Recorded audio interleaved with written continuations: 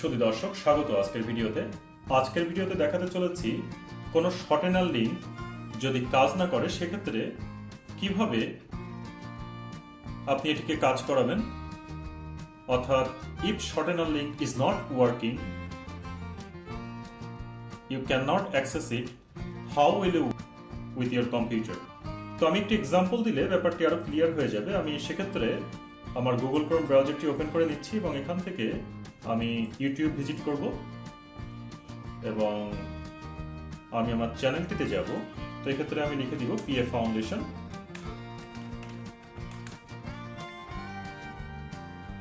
যদি পিএ ফাউন্ডেশনের এই ভিডিওটিতে ক্লিক করি, how to download and install Bluetooth driver for Windows 10,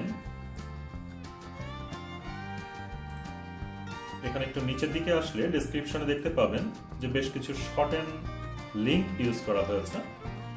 তো এগুলো করতে বিটলি সহায়তা নেওয়া হয়েছে। তো আমি যদি যে কোনো একটি লিঙ্কে open link in new tab এটি ক্লিক করি,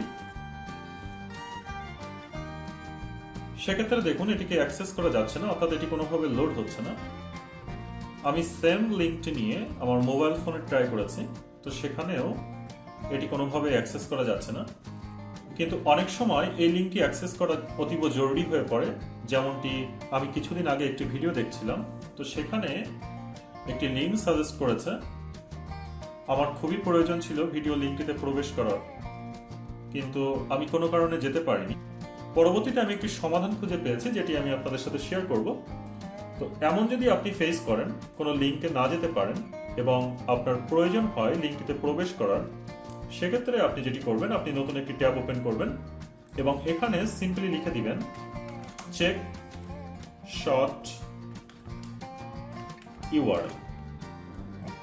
ওকে, দেন ফার্স্ট যে ওয়েবসাইটটি চলে এসেছে সেখানে ভিজিট করবেন। এখানে দেখুন checkshorturl.com।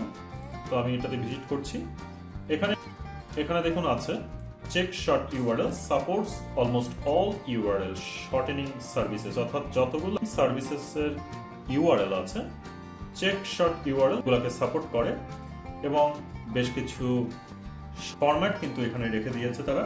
এখানে বলছে enter your short URL here. So আমি যেটি করব, এখান থেকে শর্ট ইউআরএলটি কপি করে নিব। কপি করার পর এখানে সিম্পলি পেস্ট করে দিব এবং এখানে ক্লিক করব এক্সপ্যান্ড। সফটওয়্যার যেটি করবে, যে লার্জ লিঙ্ক থেকে বা অরিজিনাল লিঙ্ক থেকে আপনার শর্টেনার লিঙ্কটি দেওয়া হয়েছে, সেই অরিজিনাল লিঙ্কটি বের করে নিয়ে আসবে। দেখুন এখানে লং ইউআরএল, অর্থাৎ এই ইউআরএল থেকে এন্টার করে এই ইউআরএলটা হয়েছিল। তো দুটি ইউআরএলই আপনাকে দিয়ে দিচ্ছে, সাথে এখানে ডিলে করেছে কত সেকেন্ড রেজাল্টটি দিতে সেটি দিচ্ছে। দেন আরো কিছু ইনফরমেশন আছে, তো আমার এগুলো দরকার নেই।